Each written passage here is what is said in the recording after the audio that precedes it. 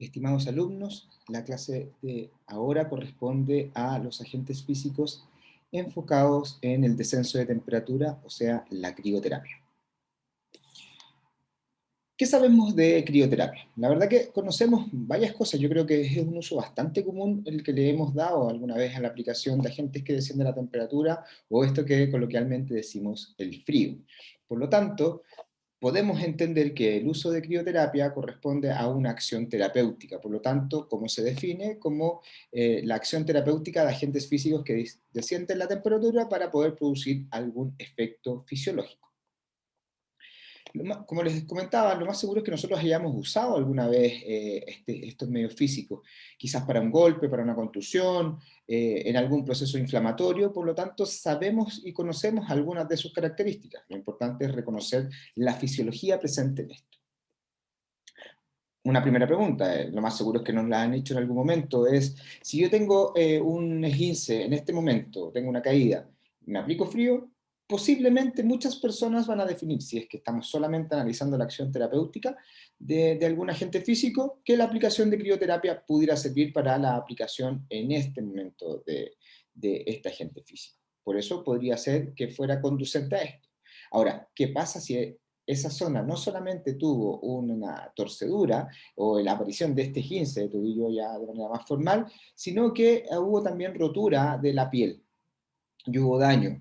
Tal vez la aplicación de crioterapia en ese momento pudiera ser un efecto positivo respecto a la inflamación, pero negativo respecto de lo que ocurre con la infección que pudiera producir el agente físico por colocarlo sobre la zona. Por lo tanto, también ahí tenemos que empezar a analizar que elementos tan simples, tan sencillos, deben tener también un contexto respecto del paciente. Una segunda pregunta es si hemos tenido edema, si colocamos frío en el edema. Y aquí es donde podemos definir algunas cosas. Normalmente nosotros tenemos que reconocer que existen dos tipos de edema a nivel general, que es el edema exudado y el transudado. El primero de todos, el primero de estos corresponde al que tiene mayor concentración proteica, o sea, el exudado. Y el transudado es el que tiene una menor concentración proteica y está más formado por líquido. Muchas veces el transudado se asocia a estadios iniciales de una lesión y después podemos pasar a un evento exudado. Temporalmente no existe algo que relacione esto, porque pudiera ser que nosotros viéramos un paciente que tuviera un edema exudado a las primeras horas de una lesión, producto de del gran daño y por lo tanto la extravasación importante que puede haber hacia el intersticio de líquido y proteína. Por lo tanto, se puede formar rápidamente un edema exudado. Ahora, la pregunta es, ¿coloco frío? Va a depender generalmente de la condición en que esté presente este edema. Normalmente, si definimos que el edema es transudado, cabe la posibilidad de que la crioterapia sea importante. Pero si el edema es exudado, hay algunos que puedan definir que no sería lo más correcto, pero si ese edema exudado estuviera acompañado de una respuesta inflamatoria potente, un enrojecimiento en la piel quizás, o un aumento de temperatura importante, o factores que dimensionaran la respuesta inflamatoria, se justificaría quizás la aplicación de crioterapia por sobre otra técnica para poder contrarrestar esta respuesta inflamatoria. De ahí que es importante también analizar el contexto del paciente. ¿Qué pasa si yo frente a esta lesión, que era un esguince de tobillo, tenía edema? ¿Qué hago en los siguientes 3 días? Eso también va a ser dependiente de lo que nosotros analicemos con el paciente. Normalmente se define, y quizás para lo que nosotros conocemos a nivel popular, que la aplicación de frío se coloca en las primeras 48, quizás hasta las 72 horas y después es solo calor. Pero ¿qué pasa si un paciente presenta una respuesta inflamatoria continua en el tiempo? Y esa respuesta inflamatoria va a ser dependiente ya sea porque la lesión conlleva esto o porque existen técnicas terapéuticas que pueden llevar a la respuesta inflamatoria. ¿Será prudente colocarle algo que está inflamado, que está encendido, un agente térmico que aumente la temperatura y no un agente térmico que la disminuya? Por lo tanto, de ahí que también tenemos que hacer análisis respecto de qué es lo que corresponde y ver el contexto del paciente. No solamente quedarnos con una semiología o una llave de respuesta única, porque tenemos que entender el contexto general de esto. Por lo tanto, la gran duda, y que lo más seguro es que muchos de ustedes les han hecho y que lo más seguro es que nos sigan haciendo, es cuándo aplico frío y cuándo aplico calor. ¿Ya? Y veremos si sirve o no sirve en base a evidencia y encontraremos algunos elementos que puedan ser útiles para esto y otros elementos donde quizás no es tan útil la aplicación de crioterapia. Ahora, nosotros tenemos que entender que la crioterapia corresponde a los agentes térmicos, por lo tanto también pertenece a estos elementos que son considerados la termoterapia. Pero hoy día, para poder evitar la dificultad de entender, ¿ya? Se está llevando a la terminología como termoterapia, como los agentes que solo aumentan la temperatura, y la crioterapia como los que la descienden. ¿Ya? Pero sigue perteneciendo todavía la crioterapia a la termoterapia, por lo tanto tenemos que seguir planteándola de esta manera. Desde la vereda de la termoterapia a nivel general, ya sea los que aumentan como desciende la temperatura, nosotros podríamos encontrar dos diferencias o dos formas de aplicación, la que tiene que ver con técnicas asociadas a tejidos superficiales y a tejidos profundos. En la crioterapia solamente existen agentes físicos de termoterapia superficial. Todavía no aparecen los agentes físicos de termoterapia profunda, ¿ya? Porque todavía no existe un plano de acción para poder inducir, por ejemplo, una respuesta a nivel profundo. En el caso de la termoterapia que aumenta la temperatura, sí podemos encontrar de esto. La idea es que existe una transferencia de energía, ¿ya? Si nosotros tenemos un agente que aumenta la temperatura, ese agente le transfiere, ¿ya? Temperatura al cuerpo, ¿ya? Ese termóforo le transfiere al cuerpo. En cambio, en la crioterapia, el efecto es al revés. El cuerpo que está a una mayor temperatura le transfiere energía hacia el agente físico. Por eso se produce el enfriamiento.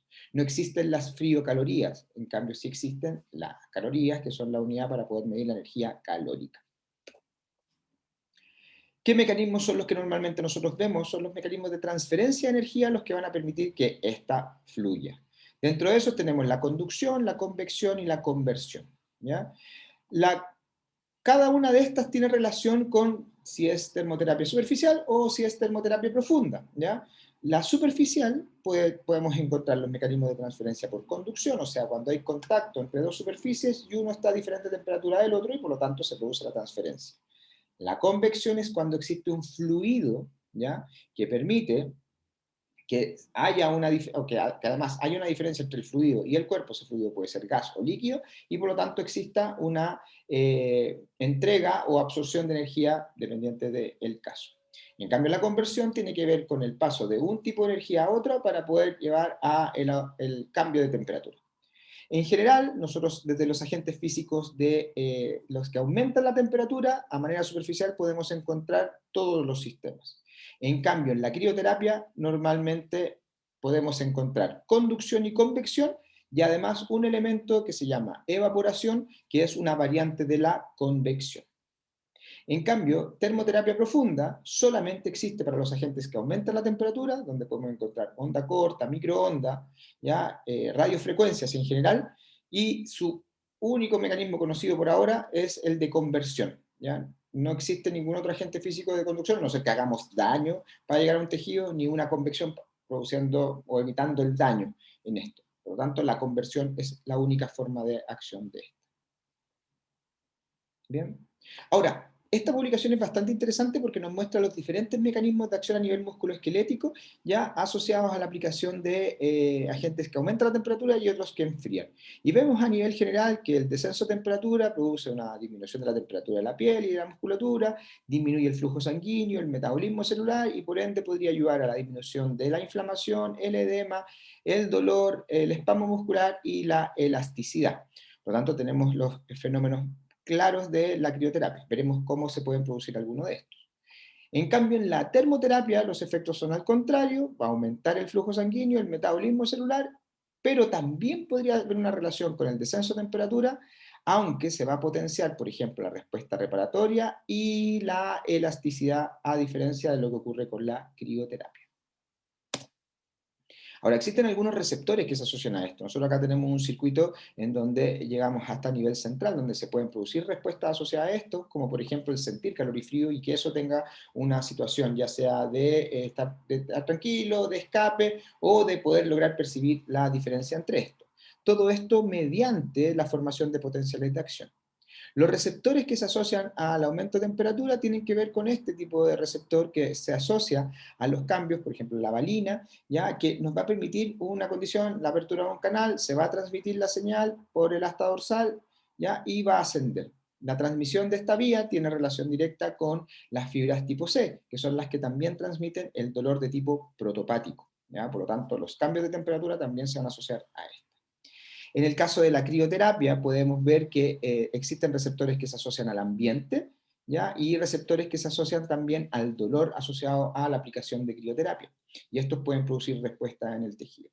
¿Ya? Es importante que estos receptores nos van a producir señalización y van a determinar respuestas reflejas asociadas a diferentes sistemas, como por ejemplo el sistema autónomo, y también respuestas a nivel motor que pueden producir respuestas de ascenso o disminución del tono muscular, ¿ya? Y de los cambios asociados a esto. Por eso es interesante que nosotros podamos ver qué es lo que ocurre con esto.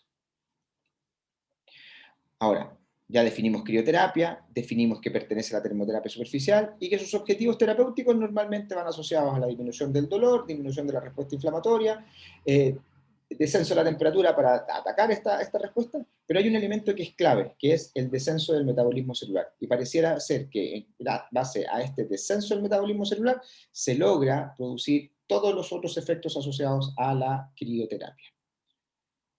Como mecanismos de transferencia de energía, veíamos que es la conducción, la convección y la evaporación, factores propios de esto. La conducción son los agentes físicos que están en contacto, famosos los gel pack, las bolsas de hielo. Por convección, los que se asocian a un fluido en movimiento, por lo tanto ese fluido tiene que estar moviéndose, y esto es lo que podemos hacer, por ejemplo, en esta piscina, en donde hay una inmersión parcial, con hielo, y si tiene un motorcito que permite el movimiento, va a lograr esto, y también podría ser con fluidos gaseosos, como por ejemplo el aire. Y una variante de la convección corresponde a la evaporación, donde conocemos el famoso cloruro de etilo, que es muy usado en actividad deportiva y por lo tanto también debemos reconocer su acción. Ahora, ¿qué se ha visto? Hay estudios relacionados con las diferencias de temperatura y cómo son capaces estas de lograr, por ejemplo, producir un efecto a nivel muscular de mejor manera o no. En este estudio lo que vieron fue la aplicación de hielo molido versus inmersión en agua con hielo. Y la verdad que, al parecer, claramente para estos autores llegaron a la situación de poder lograr un descenso de temperatura. Pero el más eficiente en el logro del descenso de temperatura fue la inmersión en agua fría. Ahora, tiene ciertos problemas, como por ejemplo la tolerancia, que veremos asociado al calor específico, que puede ser un factor importante en las personas, pero también con cosas más objetivas, como por ejemplo infecciones, daños. Si es que no tenemos un lugar o un ambiente inocuo para el paciente, podemos producir más complicaciones que el beneficio que traiga el descenso de temperatura, ¿ya? Por lo tanto, puede ser un efecto interesante. Ahora, por ejemplo, estos autores revisaron qué es lo que pasaba en artroplastías de rodilla totales y la aplicación de hielo y hielo con sal. ¿Y por qué el hielo con sal es importante? Porque tiene que ver con los cambios en el calor específico. Conocemos que el calor específico es cuánta energía se necesita para poder modificar en 1 grado Celsius la temperatura de un elemento. Por lo tanto, cuando aumentamos el calor específico, lo que hacemos es que exista una necesidad de transferencia de energía, de transferencia o cambios de temperatura con mayor energía. Entonces, cuando se aplica sal al agua, ya el agua tiene un calor específico importante, la sal aumenta ya mucho más ese calor específico, por lo tanto va a descender más la temperatura del hielo, porque si recordamos, el agua se congela a 0 grados Celsius y por lo tanto el agua congelada estaría solamente a 0 grados Celsius. En cambio con sal podríamos descenderla mucho más. Y eso va a permitir que por un mecanismo de conducción la transferencia de energía descienda mucho más la temperatura en ese tejido. Bastante interesante, simple y económico, y por lo tanto podría ser una buena opción terapéutica probarlo también. Bien, como veíamos, los efectos fisiológicos de la crioterapia tienen que ver con todo esto que está acá, pero un punto clave tiene que ver con el metabolismo celular. Por lo tanto, desde esa línea vamos a ver varios efectos, por ejemplo, en la formación de potenciales de acción que se ven afectados por el descenso del metabolismo celular. El flujo sanguíneo, la inflamación, la formación de edema también pueden ser tratados por esta acción, además de otros elementos como respuestas reflejas asociadas a la aplicación de crioterapia. Dentro de los efectos fisiológicos podemos ver que el descenso de temperatura va a producir dos grandes elementos cuando se aplica en una zona. Imaginemos que estamos a nivel local, colocamos un gel pack en el antebrazo y por lo tanto, quizás en un primer momento lo que vamos a tener es una respuesta asociada a los termoceptores cutáneos. Lo que yo voy a percibir es una señal, que es la señal del descenso de temperatura, por la diferencia entre la piel y y el agente físico que está con menor temperatura, y por lo tanto yo voy a sentir frío. ¿Ya? Ese es un primer evento.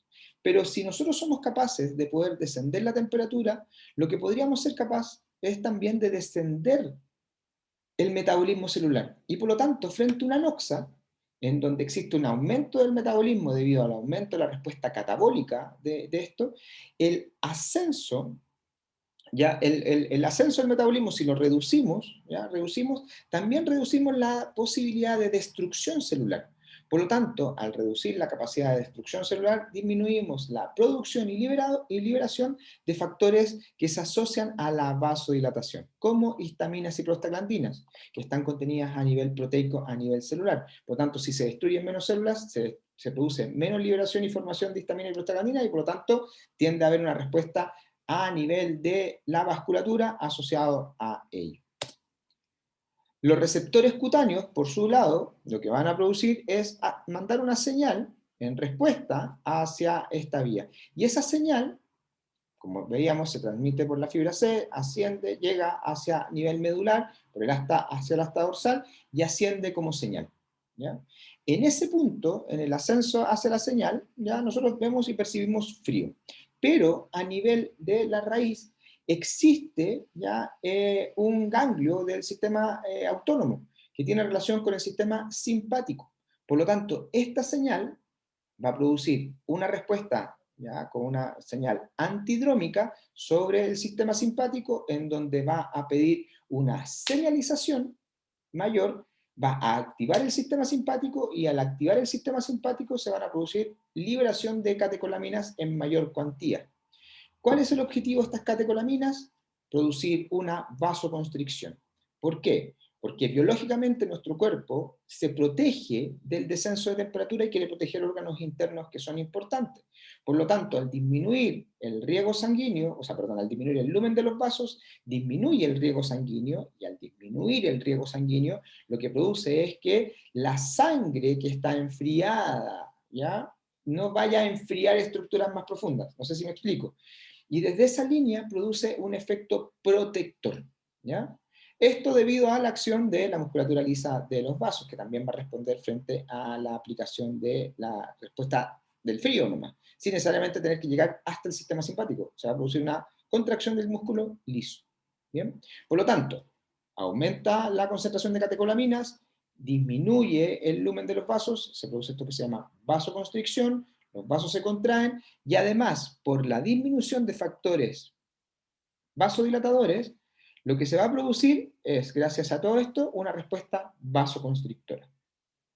Al haber una respuesta vasoconstrictora junto con un aumento de la viscosidad sanguínea debido al descenso de temperatura, lo que podemos lograr es una disminución del flujo sanguíneo y por ende una disminución del daño que puede haber a nivel biológico, pero esa respuesta biológica que tiene que ver con órganos como los pulmones, cerebro u otras estructuras, ya desde una vía de la acción terapéutica de un HELPAC no estarían tan en riesgo, pero sí todas esas respuestas se pueden asociar a lo que va a producirse a nivel local.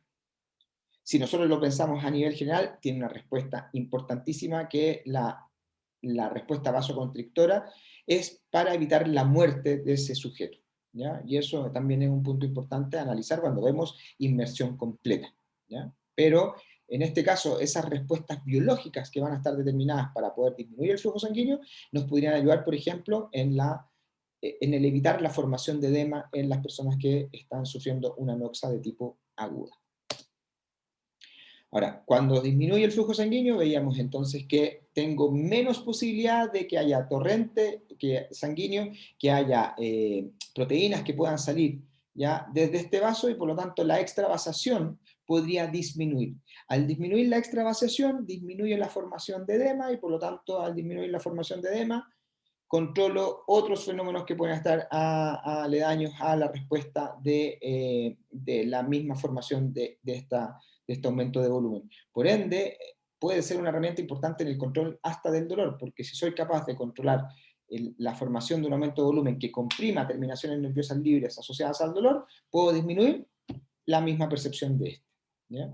Hay algunos estudios que muestran diferencias entre la aplicación de crioterapia, ya sea hasta los 20 minutos, y en algunos casos se ha comparado con aplicaciones de 20 minutos, más otras aplicaciones de 10 minutos, para evitar, mantener el efecto de vasoconstricción, y al parecer es bastante bueno, por ejemplo, en casos de reconstrucción del ligamento cruzado anterior, en un primer momento estar aplicando con algunas pequeñas pausas de un minuto, crioterapia para evitar el daño. Veremos en contraindicaciones y precauciones en los siguientes videos que hay que igual tener precaución con esto por el daño que nosotros podemos provocar en la piel, con los efectos de aplicación continua de crioterapia, ya que eso es un punto bastante importante. Ahora, podemos ver que en la evidencia, por ejemplo, nos habla de que la crioterapia va a reducir la respuesta inflamatoria, pero no va a producir una alteración del daño que muchas veces se le asocia a la crioterapia hoy día, que es que no permita la respuesta reparatoria, ¿ya? Y en este caso, es un estudio en ratas, sabemos que nosotros no podemos homologarlo para seres humanos, pero se ha visto que no existe una alteración en la remodelación o en la formación de matriz extracelular de colágeno en las ratas a nivel muscular. Por lo tanto, no se ven afectadas con la aplicación de crioterapia, ¿ya? Que hoy día se estipula por algunas líneas que no debería ser aplicado crioterapia hasta no más allá de 6 horas post lesión. Pero vemos que existe evidencia que también nos soporta de que no haya daño. Y esta evidencia, por ejemplo, aplicada a la crioterapia, ¿ya? En donde va a tener una respuesta a nivel de la captación de oxígeno, ¿ya? Que en donde no hay daño producto de esto, ¿ya? Este es un estudio en humanos, por lo tanto tampoco ve afectado la aplicación de crioterapia en personas que presentan daño post ejercicio, en este caso a atletas, ¿ya? Y que la aplicación de crioterapia pudo evitar la respuesta inflamatoria sin producir la recuperación de los tejidos musculares dañados en estas personas. Por eso la crioterapia es un poco controversial hoy día, pero puede ser algo desde la lógica, un controlador importante de la respuesta inflamatoria, y lo que esperamos es no producirle más daño al paciente por este control, ¿ya? Y por eso también existen dosificaciones en la aplicación de la crioterapia. Ahora, en cuanto al control del edema, por ejemplo, podemos ver en este caso un paciente con esguince de tobillo con un aumento de volumen importante. Veíamos que tiene relación con la vasoconstricción, con evitar la extravasación de líquido hacia el intersticio, por lo tanto, evitamos la formación del edema, que en un primer momento puede ser un edema de tipo transudado y luego pasar a un edema exudado, dependiente de la concentración proteica que se evite. Ahora, ¿qué pasa? Que se plantea que en el edema exudado, debido a la poca circulación, al poco movimiento, la aplicación de crioterapia quizás no es tan positiva. En este caso es un paciente yo estoy revisando ahí, que tiene un edema exudado, se pueden fijar ahí en el signo de la fobia, que queda marcado producto de la concentración elevada de proteínas, ¿ya? Y eso produce que quede esta marquita, ¿ya? En teoría, para algunos, la aplicación de crioterapia en edema exudado, si pensamos solamente en el edema exudado, no sería tan positivo porque lo que hace es disminuir el flujo sanguíneo y por lo tanto la densidad que tiene este va a ser igual de difícil que pase hacia el sistema linfático debido a las deficiencias de líquido y a las deficiencias en la apertura de los canales asociados al sistema linfático. Por ende, hay algunos que plantean que se debería realizar, por ejemplo, la aplicación de agentes físicos que tengan que ver con el aumento de temperatura para mejorar el riego sanguíneo, por ende, licuar este edema, entre comillas, licuar, porque al haber aumento de temperatura, aumenta el lumen de los vasos, puede haber una mayor extravasación de líquido hacia el intersticio y por lo tanto disminuir la densidad proteica de este edema exudado, haciéndolo más líquido y con técnicas como masaje, elevación, compresión, sistemas de bombeo, pudiéramos ayudar a la reabsorción del edema. El tema es que al aumentar la temperatura nosotros estamos provocando una respuesta inflamatoria. Por eso hay algunos que sugieren que para poder evitar esta respuesta inflamatoria, lo que podemos hacer es terminar con crioterapia para poder favorecer el control de la inflamación que se podría haber exacerbado por la aplicación del agente térmico. De aquí que nosotros podemos ver que no todos están de acuerdo con la aplicación de crioterapia. Parte hace muchos años el concepto de Rice, que después el autor del concepto de Rice define como Price, en que se asocia a la protección y no solamente al descanso, hielo, compresión y elevación. Lo cual hace que en el tiempo también nosotros tengamos experiencias diferentes y nos demos cuenta que la carga es importante. Por lo tanto, este concepto de descanso, que era relacionado con descanso relativo, se cambia a este concepto de optimal load, optimal loading, que corresponde a una carga óptima. O sea, no solamente descansar o evitar el esfuerzo, sino que aplicar carga, pero que sea óptima para los pacientes. ¿Ya? Pero se seguía definiendo con la aplicación de crioterapia. Ahora, el mismo autor de Rice y Price modifica su concepto y dice no deberíamos aplicar más de 6 horas la aplicación de crioterapia o un periodo muy corto de tiempo. Y ahí aparecen conceptos como MIT, que tiene que ver con el aumento de temperatura, la movilización, la elevación y la actividad, hacer ejercicios activos, y un concepto que hoy día se está estudiando y analizando que se llama el Peace and Love, que tiene que ver con que constantemente debemos hacer ejercicios para que el paciente se recupere, ¿ya? Y evitar las respuestas asociadas a los antiinflamatorios, porque la respuesta inflamatoria para la respuesta reparativa es necesaria. El tema acá está, y aquí es donde tenemos que ser súper claros, en que el control de la inflamación, de esta inflamación exagerada, debería ser óptima en los pacientes. Por eso hay que tener ojo también con estas concepciones, ¿ya? Y esto va evolucionando en los años. Asociado a los efectos metabólicos, vemos que también a nivel articular hay cambios, por ejemplo, el descenso de la actividad enzimática, como la colagenasa, hialuronidasa y proteasas, que son destructoras de cartílago, ya van a estar disminuidas, lo cual va a estar asociado a la disminución de la razón metabólica, y eso está asociado a la disminución del catabolismo celular y de la respuesta inflamatoria, y por ende, en patologías reumatoideas, ¿ya? Que donde el cartílago pueda estar dañado, sería la aplicación de crioterapia una recomendación. Se ha visto que el descenso de la temperatura de la piel hasta los 30 grados Celsius, ¿ya? De la temperatura, normalmente tenemos 35, 36 grados Celsius, llegando hasta los 30, puede producir efectos articulares en articulaciones más bien superficiales, de disminuir la respuesta a nivel metabólico de destrucción. Y esto, por ejemplo, en pacientes con artrosis o artritis podría ser útil. El tema es quiénes son las personas que tienen artrosis y artritis. Y ahí hay que definir la población y la tolerancia a la aplicación de estos agentes físicos. Como por ejemplo el caso del adulto mayor. En artritis reumatoidea se ha estudiado los sistemas asociados el TNF, al factor de necrosis tumoral, y en la interleuquina 6, en donde el TNF tiene que ver con la capacidad de respuesta reparatoria y la interleuquina 6 tiene que ver con la inflamación. Y se ha visto que la aplicación de crioterapia, en diferentes formas de aplicación, un poco más de mayor exigencia, como la aplicación de un método convectivo que es con aire frío o con nitrógeno en vapor, ya pueden disminuir los cambios ya del TNF asociado a esto y la interleuquina sin cambios evidentes. Y esto ayudar a que estas personas puedan tener una respuesta de control frente a la acción inflamatoria asociada al deterioro y a la destrucción de cartílago en estos pacientes. Además, se analizaron también cuestionarios, funcionalidad, y se vio que la aplicación de crioterapia ayudaba a mejorar a estos pacientes en su condición normal.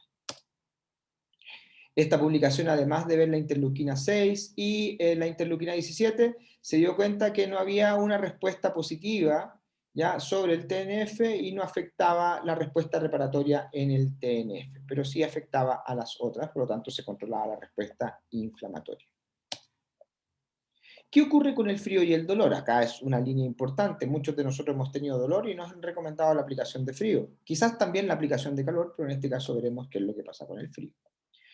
Cuando desciende la temperatura, al descender esta, son los termoceptores los primeros que responden. Nosotros, si tenemos termoceptores, hay una señalización. Esta señalización va a producir una interferencia sobre la transmisión del estímulo doloroso. Recordemos que el descenso de temperatura se transmite también por las mismas vías que transmiten el dolor. Por lo tanto, se va a producir una interferencia de la señalización. Y esa interferencia de la señalización va a producir una respuesta a nivel general, ya que nos va a ayudar a la liberación de opiáceos endógenos. Pero este fenómeno que se conoce como contrairritación es como engañar al sistema y darle inputs sensoriales sobre la vía que transmite el dolor para que nuestro sistema libere opiáceos endógenos debido a la activación de los núcleos de la base y por lo tanto se produce el fenómeno de control del dolor gracias a la liberación de opioides endógenos. Por lo tanto, se señaliza la misma vía, pero con un agente que no es doloroso, sino que con un agente térmico, pero que se transmite por la misma. Por lo tanto, el sistema tiende como a engañarse y por lo tanto se produce este fenómeno.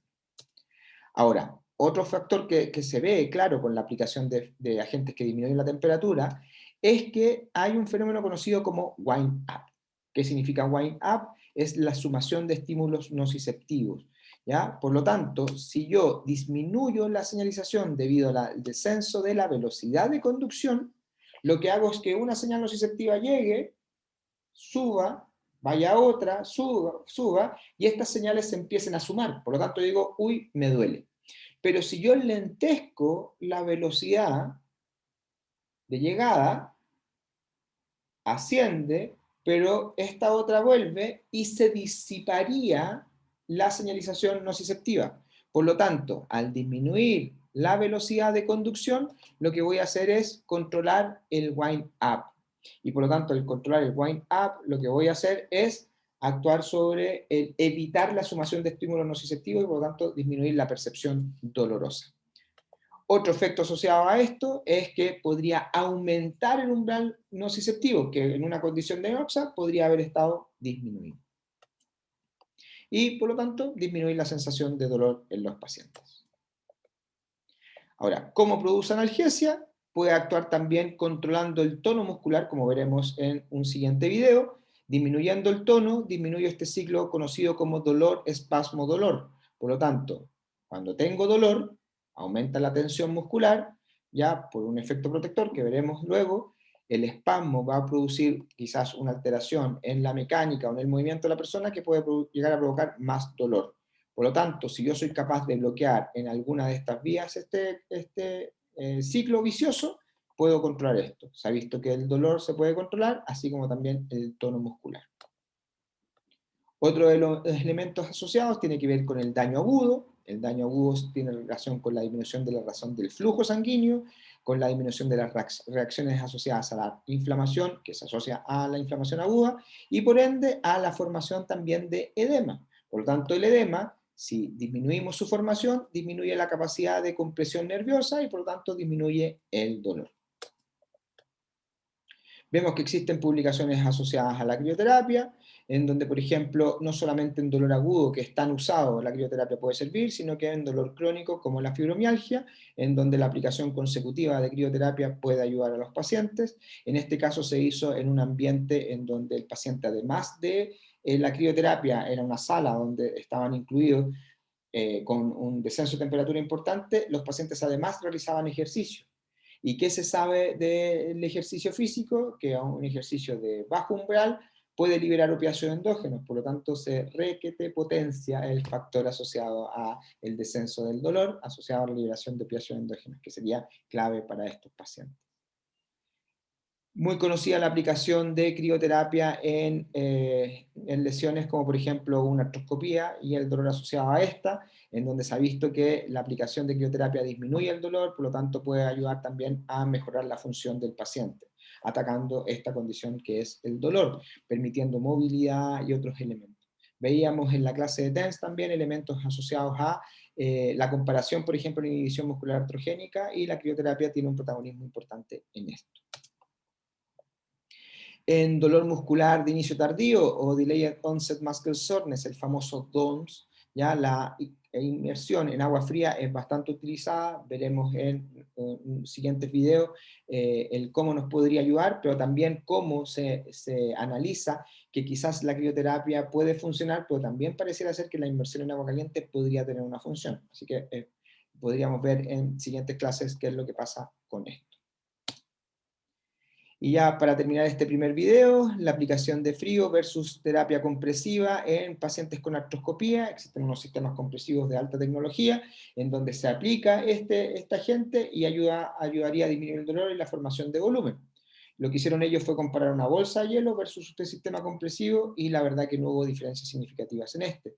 Por lo tanto, lo que sí en ambos disminuyó el dolor permitió por esto llevar a una mejor función al paciente y podría ser un camino positivo el descenso de temperatura. Ahora, si no tengo un sistema compresivo, podría pensar también en la aplicación de crioterapia en una bolsa con hielo y por lo tanto la aplicación de frío más económica quizás podría servir, pero si usted tiene el otro, también podría ser.